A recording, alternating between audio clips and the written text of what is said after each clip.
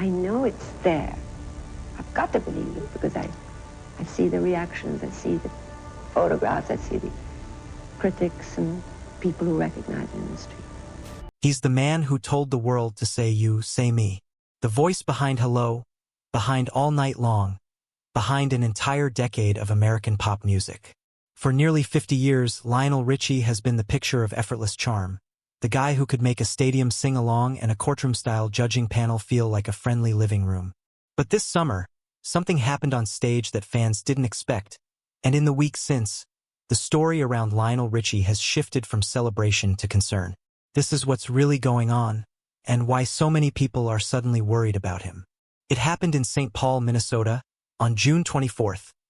Richie was nearly an hour into the opening night of his tour with Earth, Wind and Fire, a run of shows he'd been looking forward to for months. The arena was packed.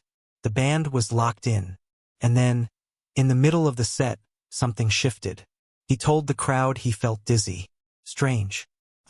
Within minutes, the show was cut short, and paramedics were called to the Grand Casino Arena. He was taken by ambulance to a local hospital. For a 77-year-old man who has spent his entire adult life on stages, in front of cameras, and under bright lights, that kind of moment lands differently than it would for almost anyone else. This wasn't a scheduling conflict or a sore throat forcing a postponed show. This was a performer being physically unable to continue, mid-song, in front of thousands of people who had paid to see him. The fallout was immediate. Doctors ordered him to rest. 2 more tour stops, in Chicago and Columbus, were postponed entirely. For an artist who built his reputation on reliability, on showing up night after night, decade after decade, that kind of enforced pause is its own kind of statement. Something was wrong enough that even Lionel Richie, a man not exactly known for slowing down, had no choice but to stop. To his credit, Richie didn't disappear. Within about a week and a half, he was back in front of a microphone, this time in Pittsburgh and then Detroit.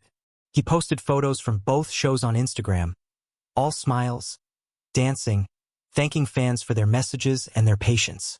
He said he was doing well. He said he was grateful. He said he was ready to head to Toronto and keep the tour moving. On the surface, that should be the end of the story. Artist has a scare, artist recovers, artist gets back to work. Except that's not quite how it read to a lot of people paying close attention. Notice what wasn't in any of those statements. An actual explanation. No word from his team on what caused the dizziness. No diagnosis shared. No details about what tests were run at the hospital or what the doctors actually found. Just an assurance, dressed up in celebration and stage photos, that everything is fine. That gap between a real medical emergency serious enough to end a show and be treated in a hospital, and a public response that offers warmth but almost no information, is exactly the kind of thing that makes fans nervous rather than reassured. When someone tells you not to worry but declines to say why you shouldn't worry, the silence tends to say more than the reassurance does. Part of what makes this moment sting is who Lionel Richie has always been. This isn't a legacy act coasting on nostalgia tours and greatest hits medleys. Richie has stayed remarkably, almost stubbornly active. He spent the better part of a decade as a judge on American Idol, a role that requires him to show up on camera, week after week, season after season, with the same warmth and energy people have loved since the Commodores were on the radio. He produced The Greatest Night in Pop, the documentary about the recording of We Are the World, which became one of the most watched music documentaries in recent memory. He released a best-selling memoir just last year, walking readers through his own journey with a candor that surprised even longtime fans. And on top of all of that, he committed to a full arena tour, sharing stages with Earth, Wind and Fire in city after city, a schedule that would be demanding for a performer half his age. In other words, this is a 77-year-old man who has been operating like someone with nothing to prove and everything to give. And that's exactly what makes a mid-concert medical emergency land as more than just a footnote. When someone has spent years refusing to slow down, the first sign that their body might be forcing the issue tends to hit harder, both for the person living it and for the audience watching from the outside. Scroll through the comments under his recent posts and you'll find the pattern quickly. It isn't outrage. It isn't skepticism about whether the health scare happened. The ambulance, the hospital, the postponed shows are all a matter of public record. What you find instead is a kind of quiet, protective concern. People asking him to take more time. People pointing out that dizziness on stage, in a man in his late 70s, isn't something to wave away with a highlight reel from Pittsburgh. People who grew up on his music, now old enough themselves to understand exactly what a moment like that can mean. That's the real shift here. For most of his career, the public conversation about Lionel Richie has been about talent, charm, and legacy. The songs, the awards, the string of induction ceremonies and honors that have piled up over the decades. This is the first time in a long while that the conversation has turned, unmistakably, toward his health. And once that conversation starts, it tends not to go away quietly.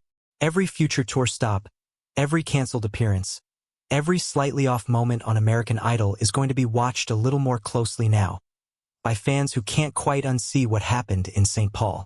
There's something almost familiar about the way this is unfolding, if you look at how other veteran performers have handled similar moments. The instinct, almost universally, is to get back out there as fast as possible, to post the smiling photos, to thank the fans, to insist that everything is fine, because stopping feels like admitting something none of them want to admit. Richie has spent his entire life being the reassuring one.